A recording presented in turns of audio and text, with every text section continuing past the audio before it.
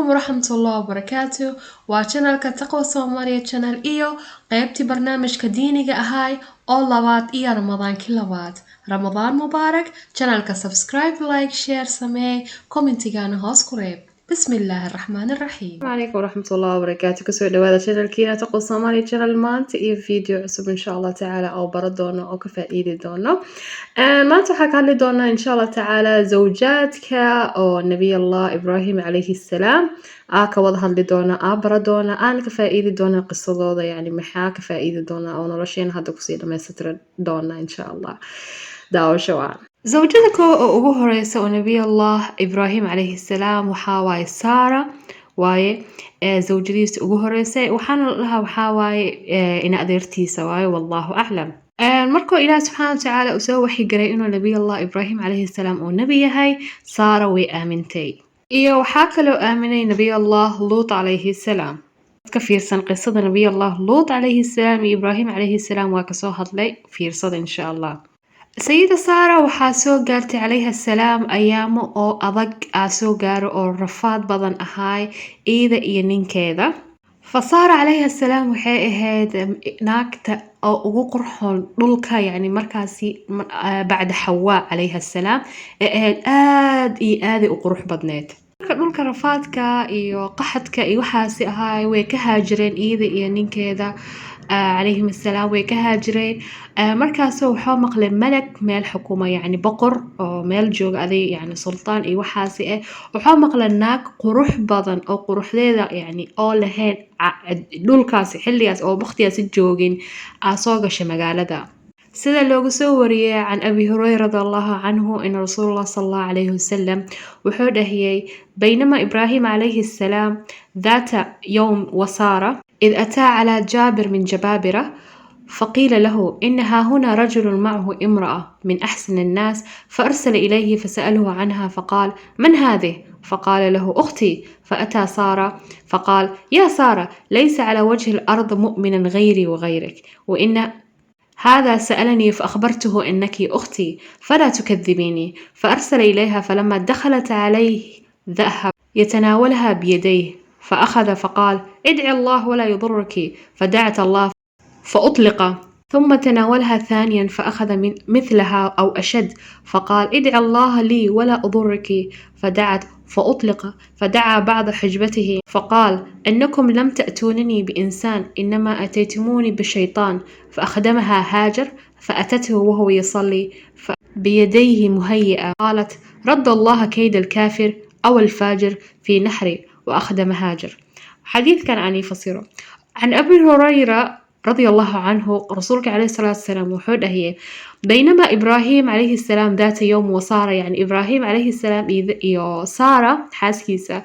يعني maalmaha kamid waxay u tageen jabbaar oo min aljabaabira markaasaa loo sheegay jabbaarkaasi inuu jirto naag iyo nin oo soo galeen oo naagta aad u qurux badan tahay fa markaasoo u diriyay asaga dad inay keenaa markaasoo la weydiiyay Ibrahim alayhi salaam yaa waa qoftaani fa Ibrahim alayhi salaam wuxuu dhahay walaashaydi waay wuxuu ka wadiyaa walaashiisa islaamka waay markaasoo Ibrahim alayhi salaam u imaaday Sara markaasoo wuxuu dhahay Sara ani adiga bis mu'miniin dhulka yani joogna hada ani adiga mu'miniin fa ninka qofkana waxa uu weydiiyay qoftan maxaa ay tahay markaasa waxa dhahay Sara waxa waay walaashayda hadhood ha ibeenin markaasoo qof u soo diray gudaha markay gashay ninka wuxuu damcay inuu gacanteeda taabto markaasi يعني wax ku dhacayeen markaas ninka markoo dama inuu gacanteeda taabto amba oo taabto wax ku dhacayeen ninka wuxuu dhahaye ducee inuu ilaahay yani ii ducee ilaahay anigan waxa ku sameeyahay male fa ilaahay duceeyse fa ninka yani caadigiisa u soo noqday mar labaad hadan uu damcay sidii ku dhacday markaas soo dhaadana ducee aniga markale wax ma kugu sameeyahay fa hadana sidii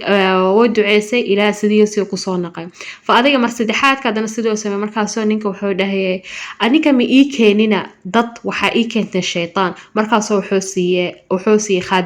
خادمة أوسي أو هاجر رواية كلا أيضا أجرته أو حديث أو لم يكذب إبراهيم عليه السلام إلا 3 كذبات إبراهيم عليه السلام ولقي سبوا 6 بين بس وشيء اثنتين منهما في ذات الله عز وجل، قوله إني سقيم، وقوله بل فعله كبيرهم هذا.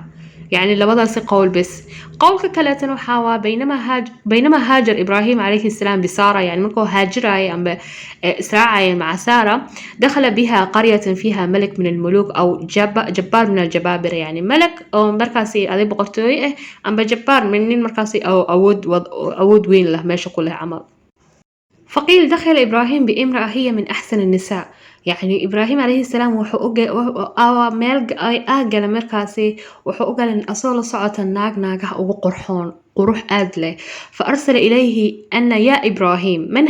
من هذه التي معك، يا وقفتان kula socoto. markaasoo wuxuu dhahay إبراهيم عليه السلام قال أختي وحاوى ولا شيء، ثم رجع إليها فقال لا تكذبي حديثي فإني أخبرتهم إنك أختي، يعني هإبينين وحا أشيغي أنيغا إني أذيغ ولا شيء تهي، والله ما على الأرض مؤمن غيري وغيرك، يعني wuxuu dhahay wallaahi dhulkan ma joogo mu'min aniga adiga oo ahayn. فأرسل بها إليه، يعني wuu u diriyay. فقام إليها ninka فقامت توضأ وتصلي فقالت way kacday inay dukatay oo salaadey rabtay. فwaxay dhahday اللهم إني كنت آمنت بك وبرسولك، إلهو waa ku aamin rasuulkana waa aamin، وأحسنت فرجي إلا على زوجي، يعني فرجيgaygana waa xafida إلا على ninkayga، فلا تسلط علي الكافر فغط حتى ركض برجلي. markaasaa ku cushoonta neefti naqaska wax dhammaay ku cushoomay. markaasay waxay dhahayd allaahumma an yamat yuqaala hiya qatalat, yani waxay dhahay ilaahu haddoo dhinto waxaa la yidhaha dhooti adaa dishay. ursil waa la diray. uma qaama ilayhaa, haddana markale waa u tagay. faqaamat tawada'at، يعني markale way kacda way dukatay haddana tusalli. markaasay waxay dhahayd haddana ducadeeda allaahumma in kunta aamanta big، ilaahu hadda adiga iyo rasuulkaaga oo aamina وأحسنت فرجي إلا على زوجي، فرجيين oo xafida إلا على ninkayga، فلا تسلط علي الكافر، ilaaha igu sallidin kaafir kan. غض حتى ركض برجله، هذا اختناق dareemay. haddana markaasay waxay dhahay allaahumma an yamut yuqaal hiya qatalat، yani ilaahu haddoo oo dhinto hadhowt waxaa la yidhaha iyadaa dishay. fa ilaahi subxana watacaala haddana wuu ka fokiyey. mar labaad mar saddexaad oo sameeyay. markaasoo ninka wuxuu dhahay walla maa arsaltum ilaya ilaa shaytaan، maba iisoo dirin ininka shaydaan maahina iisoo dirteen. irjicuuha ilaa ibraahim، unaqa ibraahim oo dhahay wactuuha haajarna ugu dira، yani haajar ودروا لهاي. فرجعت إلى إبراهيم عليه السلام، إبراهيم عليه السلام أتكت فقالت أشعرت أن الله كبت الكافر وأخدم وليده، يعني إله سبحانه وتعالى كيد، يعني كافر ككيد كيسو أوسيي وأخدم وليده. أخدم وليده وحاوى إذا وهبني يعني خادمة أوسيي. sida dhammaanteena ognahay sayida saara awal bilowgeeda caaqire ahayd, yani ilmo dhaleelin. fa waxay ku dartay nabiy allah ibraahim calayhi salaam yani inuu guursado jaariyada oo ah haajar, sida ugu xarimin ay ugu diideen inuu ilaahay wiil oo ka siiyo haajar maadaama iida dhaleen. ilaahi subxaana watacaala sayida saara calayhi salaam iidan waxaa loogu bishaareeyey nabiy allah isxaaq calayhi salaam aa loogu bishaareeyey. waxayna dhimatay marka oo ilaahi subxaana watacaala oo ku irsaaqay oo hooyo ka dhigay oo ay dhashay isxaaq calayhi salaam.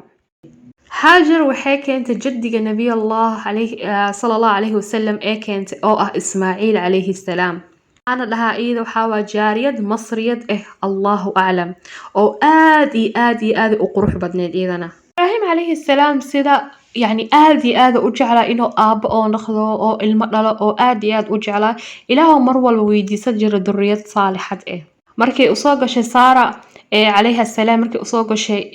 jaariyada oo yani u sheegtay fikrada ibraahim calayhi salaam oo ka aqbalay oo ka yeelay, markaasoo guursaday haajar. ilaahi subxaana watacaala wuxuu ku irsaaqay haajar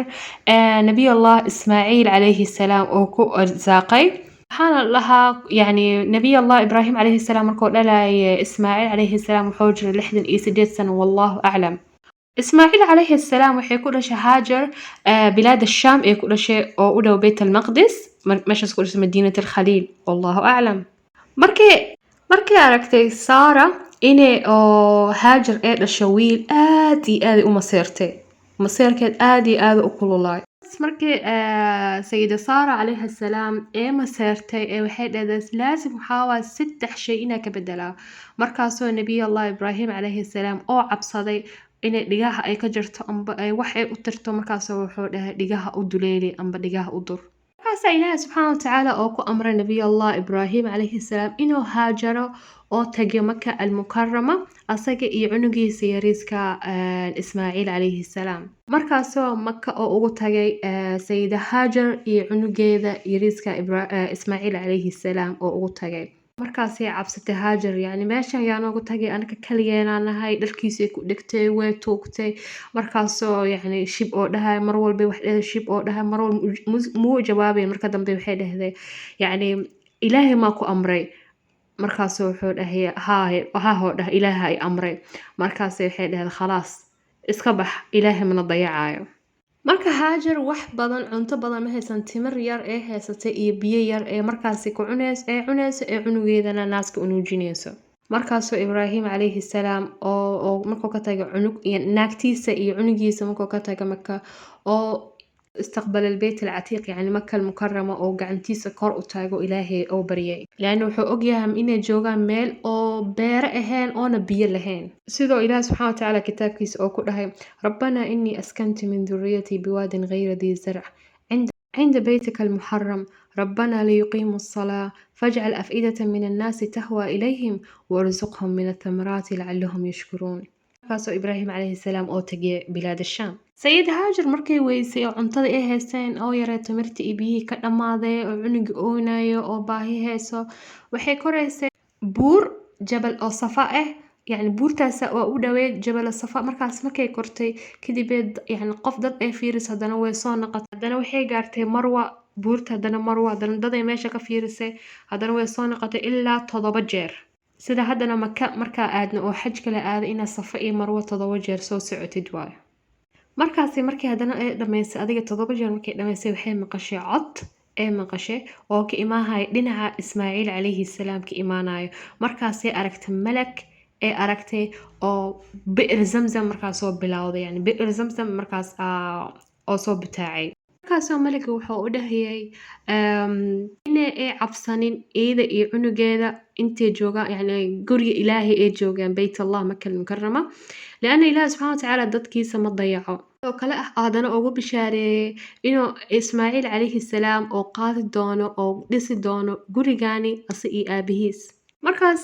ismaaciil calayhi salaam wuu weynaaday luqada carabiga oo bartay carabta meesha joogtay yani oo bartay markaas markay dhimatay sayida haajar waxaa lagu duugay fi lxajar ismaaciil calayhi salaamna meeshaasaa lala duugay kutubo kale iyagana waxay sheegaa inuu ibraahim calayhi salaam oo markay xaaskiisa ay dhimatay saara iyo haajar markay dhinteen inuu aroosay xaas la dhahayo qantuura la dhahay iyo wuxuu aroosay xajoon oo iyakana caruuro badan ay u dhaleen wallahu tacaala aclaa wa aclam qisadeena maanta maxaa ka faa'iideynaa qisadeena maanta waxaa ka faa'iideynaa kow aliimaanu billah mar walba inaad taladaada ilaahay subxaana watacaala aa saaratid talabaada ka faa'iideyna qisadeena waxaa waaye inuu ilaahay subxaana watacaala markoo soo daahinayo shay oo kaa soo daahinayo awlaada hadduu ilaahay subxaana watacaala kaa soo daahinayo sida hadda camal aa u jeedna sayida saara yani markii ay haajar ay ku dartay ibraahim calayhi salaam oo ismaaciil oo loo dhalay oo haajireen oo ilaahay subxaana watacaala oo ugu bishaareeyey nebi oo ugu bishaareeyey isxaaq calayhi salaam oo ugu bishaareeyey fa adiga mar walba hadday ilmo kaa soo daahaan amba iskale aa rabtid inaa caruur heshid yani ma ahan haddaa ilaaha waa duceys ma ii istajiibaya horta kooma la dhaho ducada saddexay u qaybsantaa sidaa dhammaanteen wada ognahay yaa way kaa soo daahee waa heli doontaa yaa sharkuu soo socday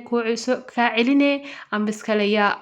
yani aakhira aa lagugu haynaa marka dhammaanteen waa wada ognaa saddexdaas shay fa saddexdoodana waa wada u baahannahay inay wada aakhiro noogu wada hayo waa arabnaa run ahaantii fa marka adiga wax walba oo kaa soo daahaan awlaada xataa hadee tahay yani mar walba taladaada ilaahi subxaana watacaala si haddana tan ugu muhiimsan waxaa waaye ilaahi subxaana watacaala waxa siday ugu muhiimsan yihiin oo ku siinaya yani waqtiga ugu baahneed waqtiga ugu rabta iyo waqtiga ugu khayrka badan hadda dhammaanteena meeqa ognahay meeqa aa jirto oo caruuro badan haystoona faa'iido iyo baraka lahayn iyo waxaa jirta hal qof oo hal cunug haysato oo arkaysid inuu wax walba uu qabanayo xijka geehayo meel walba wuxuu rabo u sameehayo iyo dad waxaa jira ilmaba oo haysan laakiin noloshooda diin iyo taqwo iyo caruur kaleeto inay ajirka qaataan ay u qoran tahay fa adiga wax walba oo ku qoran yahay alxamdulilah afkaaga lagama dhameeyo fa ilaaha awlaada haayo ilaahana wax walba haayo fa videogan intaasoo ku egya insha allah tacaala ha ka ilaabina ina i support garaysiin dhammaantiin waan jeclaa videogan iyo videoga xiga caafimaad iyo afar wanaagsan asalaamu calaykum waad ku mahadsantahay daawashadaada quruxda badan jazaaka allaha khayr sidaa hore ugu socdo channelka ka ilaabin subscribe like share asalaamu calaykum